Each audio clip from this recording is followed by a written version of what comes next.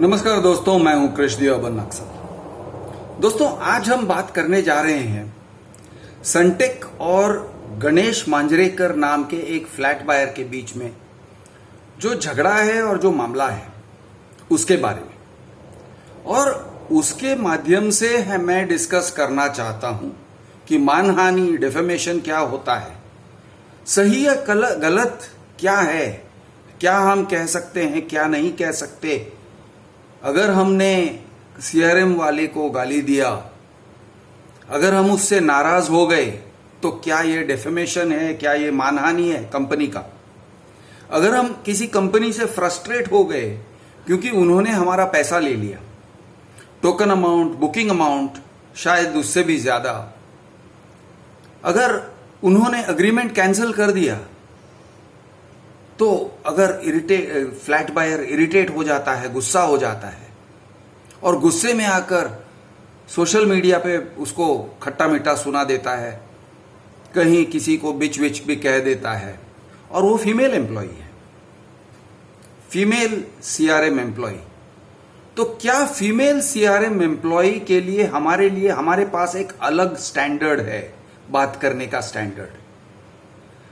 वो अगर she is the front of the company के तरफ से वो बात कर रही हैं और कहती हैं कि सर आपको तो ये इंटरेस्ट का अमाउंट भरना ही पड़ेगा, कुछ भी हो जाए, जैसा भी हो, आपका फॉल्ट हो न हो, कंपनी का फॉल्ट हो न हो, लेकिन आपको ये अमाउंट भरना ही पड़ेगा, वरना फिर आपका ये कैंसिल हो जाएगा, रजिस्टर्ड एग्रीमेंट कैंसिल हो जाएगा। इस तरह से जब इंटरैक्शंस होते हैं और उसमें फीमेल एम्प्लॉयज को सामने डाला जाता है, तो भड़कना जायज है या नहीं है, और सेल्फ कंट्रोल खो देना और गाली गलौज करना, क्या ये कंपनी की मानहानि है? Is it an actionable offence? चलिए इस बात पर डिस्कस करते हैं। दोस्तों, थोड़ी देर पहले मैंने एक वीडियो पब्लिश किया है, जरूर देख लीजिए, जहां पर गणेश मांजरेकर, जो कि एक फ्लैट बायर है, एनआरआई फ्लैट बायर, नाइजीरिया में काम करता है वो, और उसने फ्लैट बुक किया था सनटेक नायगांव में अपनी फैमिली के लिए। उसका कहना है कि सनटेक का जो कम्युनिकेशन था उनके साथ, वो बड़ा अजीब टाइप का कम्युनिकेशन था, और सभी फ्लैट बायर्स के साथ इस टाइप का कम्युनिकेशन वो रखते हैं। मांजरेकर का कहना है, और मैं भी इससे काफी सहमत हूं कि बहुत सारे बिल्डर्स का ये टेक्निक है कि वो क्या करते हैं कि सिर्फ रजिस्टर्ड ईमेल आईडी से आप ईमेल भेज सकते हो, रजिस्टर्ड फोन नंबर से आप फोन कर सकते हो। आप फोन करोगे तो वो एक ही सीआरएम एम्प्लॉय के पास जाएगा और किसी और के पास नहीं जाएगा, और आप किसी और को अप्रोच ही नहीं कर सकते हो कंपनी में, सिर्फ और सिर्फ वो सीआरएम से बात कर सकते हो। कस्टमर रिलेशनशिप मैनेजर आपको जो असाइन किया हुआ होता है, उन्हीं से आप बात कर सकते हो। आप एस्केलेट भी नहीं कर सकते हो, आप मिडिल मैनेजमेंट या टॉप मैनेजमेंट तक जा ही नहीं सकते हो। मतलब फ्लैट बायर जो है उसको इस तरह से बिल्डर जकड़ लेते हैं, ऐसे मांजरेकर कह रहे हैं, और मैं सहमत हूं। तो मांजरेकर ने इवन अर्ली ऑन उनका जो अग्रीमेंट से पहले भी काफी इरिटेट हो चुके थे ऑलरेडी, और वो कह रहे थे ये क्या है कि मैं फोन पे फोन किए जा रहा हूं और कोई मुझे रिस्पॉन्ड नहीं करता है, और मैं ईमेल पे ईमेल भेजा जा रहा हूं और उसका भी रिस्पॉन्स नहीं आता है, डायरेक्ट रिस्पॉन्स नहीं आता है, लेकिन डिमांड लेटर्स आ जाते हैं। यानी एक आड़ा रिस्पॉन्स। क्वेरी आता है, क्वेरी डालते हैं, डायरेक्ट रिस्पॉन्स नहीं आता है, ईमेल्स क्वेरीज का कोई जवाब नहीं है, लेकिन डिमांड लेटर, और फिर डिमांड देने में लेट हो गया तो इंटरेस्ट डिमांड लेटर, और फिर बिल्डर के तरफ से सीआरएम का कॉल।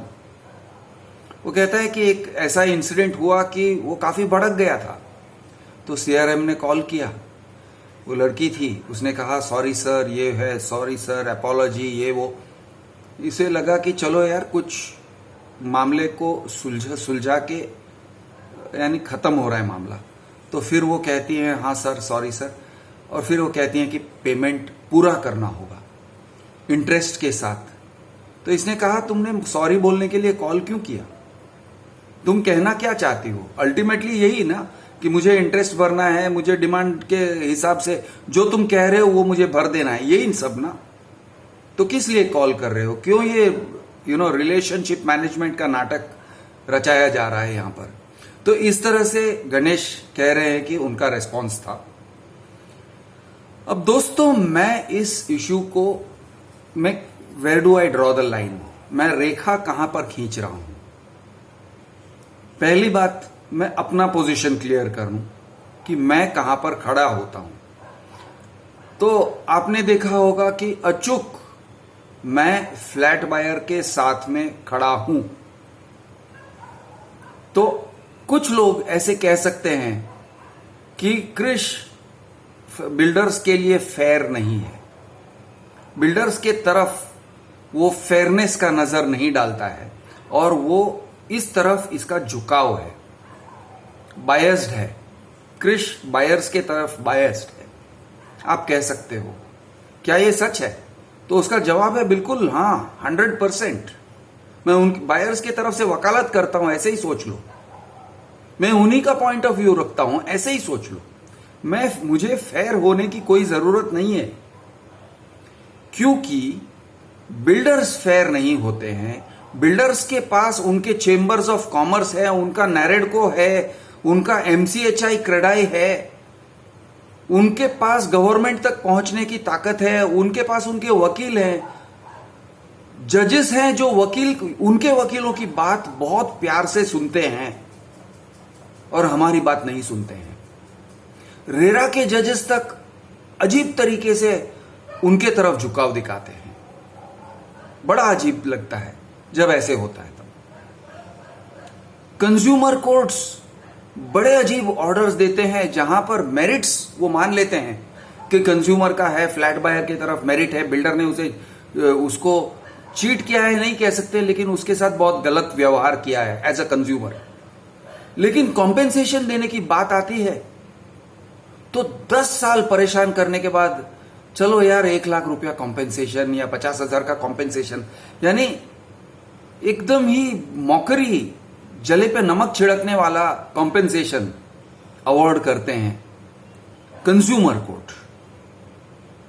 रेरा भी ऐसे करती है, कॉम्पेंसेशन वगैरह भूल जाओ, नहीं मिलता है, तारीख पे तारीख मिलते हैं।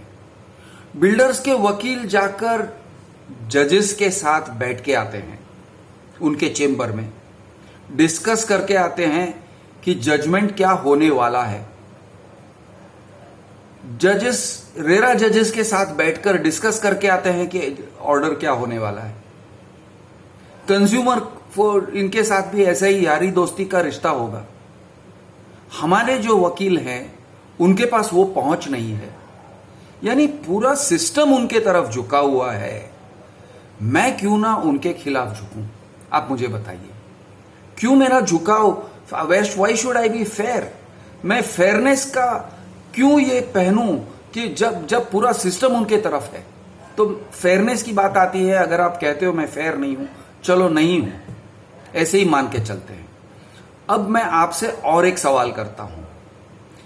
इन्होंने जो गणेश मांजरेकर पर दावा किया है, आज मैं उसके ऊपर कमेंट कर रहा हूं, और संभव है कि डीएसके लीगल नाम के वकील ने, अच्छे बड़े वकील हैं, उन्होंने जो मांजरेकर को लीगल नोटिस भेजा है सनटेक की तरफ से, डिफेमेशन का नोटिस भेजा है, संभव है उसी का मोर और लेस कॉपी मेरे पास भी आ जाएगा और मुझे भी नोटिस सर्व कर दिया जाएगा, संभव है।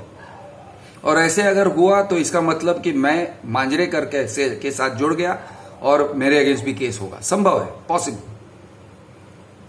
अब जरा सोचिए, उनके पास इतने बड़े बड़े वकील हैं, उनके पास पूरी फौज है, इतने बड़े कंपनीज एक आम आदमी का 6.18 लाख रुपीस यानी कि मंजरे करके जो हैं जब्त कर लेते हैं।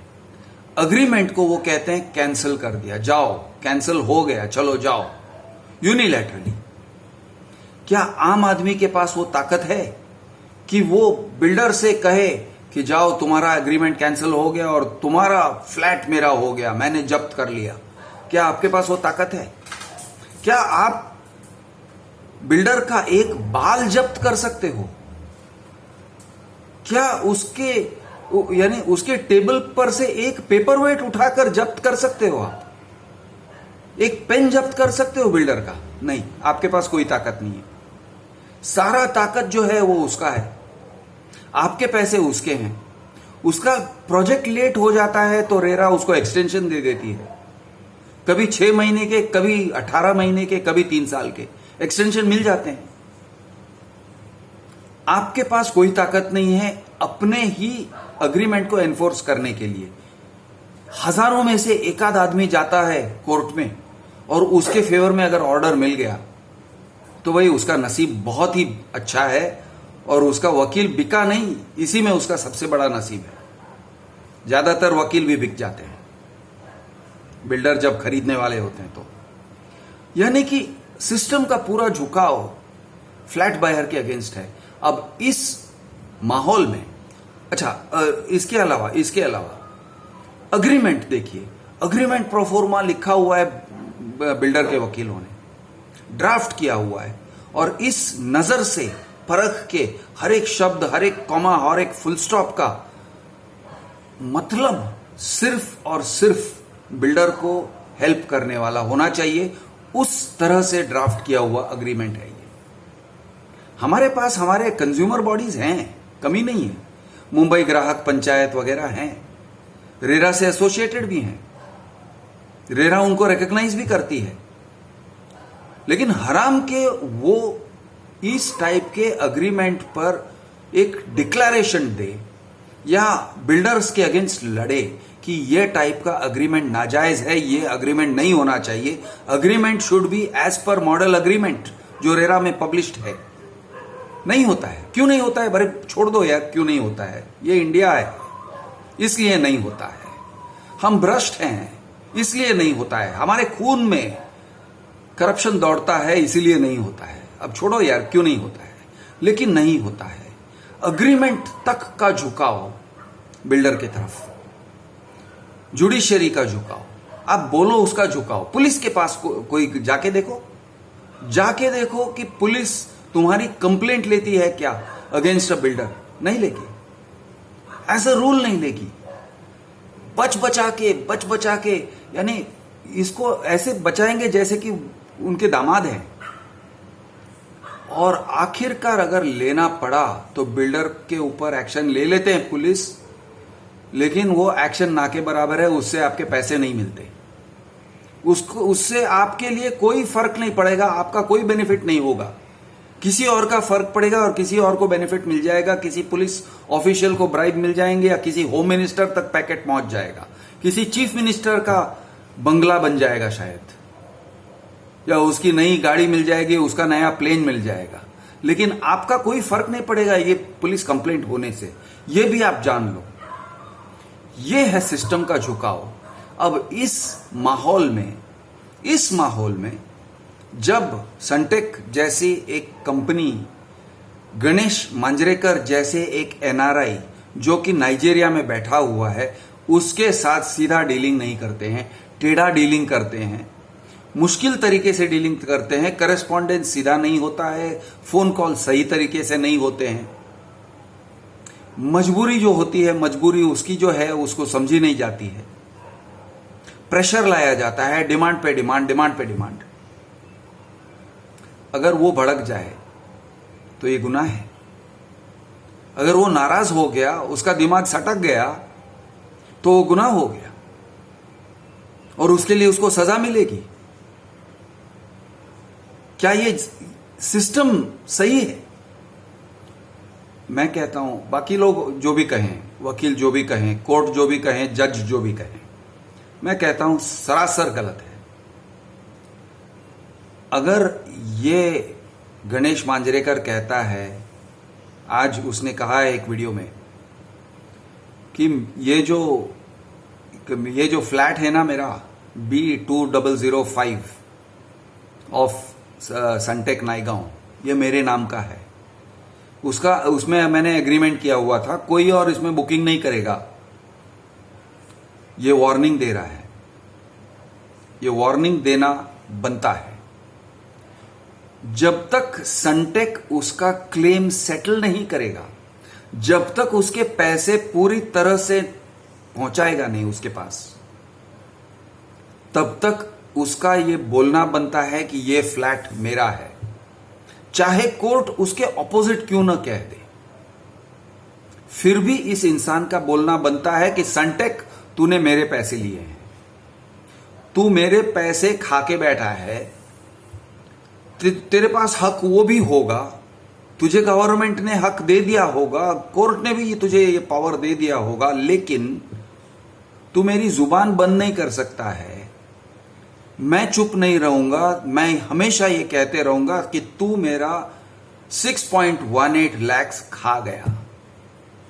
उसके पास वो कहने का हक है और हर एक फोरम में कहने का हक है, हर एक सोशल मीडिया में कहने का हक है, हर एक ओकेजन पे कहने का हक है, 2022 में कहने का हक है, और अगर वो 2030 में भी कहता है और कहते रहेगा कि ये लोग मेरे पैसे खा गए, वो बोलने का हक उसका है। और वो हक, वो राइट, वो अधिकार कोई भी कोर्ट नहीं छीन सकती है कि ये मानहानि है, क्योंकि वो फैक्ट पे खड़ा है। फैक्ट क्या है? फैक्ट ये है कि एक बहुत बड़ी कंपनी ने एक छोटे आदमी के पैसे ले लिए, ये फैक्ट है। अब क्यों लिए, कैसे लिए, किस बहाने से लिए, किस कारण से लिए, जायज नाजायज बाजू में रखो, सब कुछ बाजू में रखो, इट डज नॉट मैटर। एक ही बात है जिसका वजन जो है ना, वो हर एक चीज के वजन से ज्यादा है। वो ये है कि बिल्डर के कंपनीज टोकन्स, बुकिंग अमाउंट्स और उससे भी ज्यादा आफ्टर द एग्रीमेंट जो भी अमाउंट उनको दिया गया है वो जब्त कर लेते हैं, वो करते हैं, एग्रीमेंट कैंसिल कर लेते हैं, वो करते हैं। कई सारे बिल्डर्स करते हैं, सभी बिल्डर्स करते हैं, कहूंगा तो गलत नहीं होगा। इसमें इंसाफ कहां है?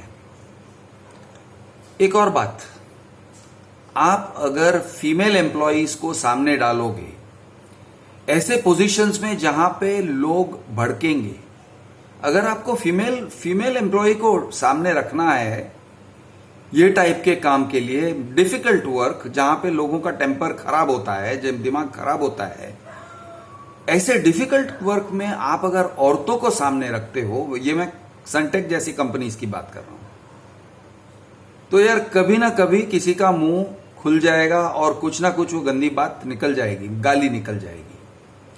मर्द होते हैं तो मर्द टू मर्द गाली बहुत बक जाएंगे, मां बहन की गाली सुना देंगे, क्योंकि दिमाग गर्म होता है। औरतें होती हैं तो बचना पड़ता है, संभालना पड़ता है। लेकिन ऐसा सिचुएशन क्यों खड़ा करते हो कि औरतों को मर्दों की गाली खानी पड़े? औरतों को सामने डालते क्यों? क्या यह गलत नहीं है क्या? और अगर किसी ने उसको बीच कुछ कह दिया, जो कि मंजरेकर ने कहा, ट्वीट किया उसने, दिमाग खराब हो गया था तो उसने किसी को बिच कह दिया और वो बिच में @ साइन डाला और ऐसे सब उसने, यानी फालतूगिरी किया है, सब फालतूगिरी है। लेकिन फिर भी ये फालतूगिरी नहीं करना चाहिए था, ये भी मैं अग्री करूंगा, नहीं करना चाहिए, संभालना चाहिए। लेकिन अगर किया तो कंपनी वुमन कार्ड खेल रही है उसके अगेंस्ट कि वुमन एम्प्लॉय को तुमने ये बोला। क्या बात कर रहे हो यार, क्या बात कर रहे हो यार? तो where do I draw the lines? Where should we draw the lines? रेखा को कहां पे खींचना चाहिए? तो ये बात मैं बहुत ही क्लियरली कह रहा हूं। आप एक प्रोडक्ट बेच रहे हो, एक फ्लैट एक प्रोडक्ट है। उस प्रोडक्ट के साथ आप एक सर्विस बेच रहे हो, जब स्पेशली अंडर कंस्ट्रक्शन में आपको पब्लिक के साथ डील करना जो है वो एक सही तरीके से स्मूथली डील करना चाहिए। कम्युनिकेशन लाइंस ओपन होने चाहिए। अगर 100 बार नहीं 1000 बार भी अगर एक कस्टमर सवाल पूछे, उसके हर सवाल का जवाब मिलना चाहिए, एक टाइमली तरीके से जवाब मिलना चाहिए, एक फ्रेंडली तरीके से जवाब मिलना चाहिए। और ये सिर्फ तुम्हारे इस रजिस्टर्ड ईमेल आईडी से हम ईमेल्स को एक्सेप्ट करेंगे और सिर्फ ये रजिस्टर्ड फोन से हम हमारे ये लिमिटेड नंबर ऑफ फोन्स पे तुम्हारे फोन्स को एक्सेप्ट करेंगे, और ये सब टाइप की जो नौटंकी है जो बिल्डरों की है, अगर ये चलेगा तो दोस्तों उनको चप्पल पड़ेंगे, जूते पड़ेंगे, और पड़ने भी चाहिए। सोशल मीडिया में उनको जूते पड़ने चाहिए और बहुत पड़ने चाहिए।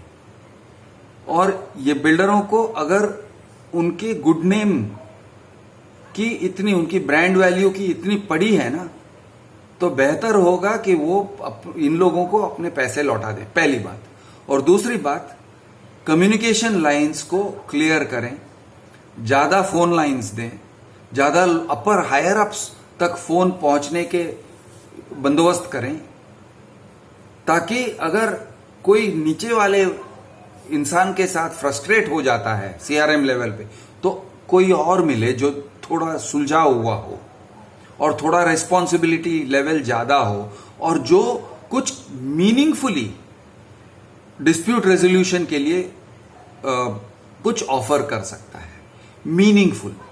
ये लोग जो हैं उनके पास कोई पावर्स ही नहीं है। आप जिनको सीआरएम बोलते हो वो टट्टू लोग हैं, वो एकदम, यानी उनकी कोई अथॉरिटी नहीं है, उनकी कोई औकात नहीं है।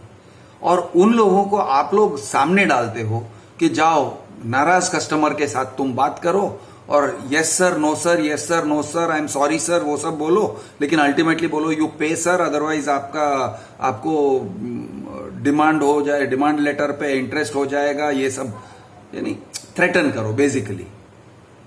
ये काम करोगे तो आपको जूते पड़ेंगे बॉस। और मेरे हिसाब से जूता पड़ना बनता है आप लोगों को। और अगर ये मानहानि आपको लगती है तो आप केसेस कर सकते हो, और केसेस करो। कम से कम मैं तो इनके साथ खड़ा हूं। आप जितना, जब तक लड़ना चाहते हो, मैं लड़ने को बैठा हूं, मैं लड़ लूंगा। बहुत सारे वीडियोस आजकल निकल रहे हैं जिसमें लोग कह रहे हैं कि ये फ्लैट को बुक मत करो, ये फ्लैट मैंने बुक किया है, मेरे 5 लाख इसमें अटके हुए हैं, या ये फ्लैट बुक मत करो, मेरा रजिस्टर्ड अग्रीमेंट है, मेरा 25 लाख अटका हुआ है, वगैरह वगैरह। ये होते रहेगा। मैं हूं आपका दोस्त कृष द अर्बन नक्सल। जय महाराष्ट्र, जय हिंद, जय जवान, जय किसान।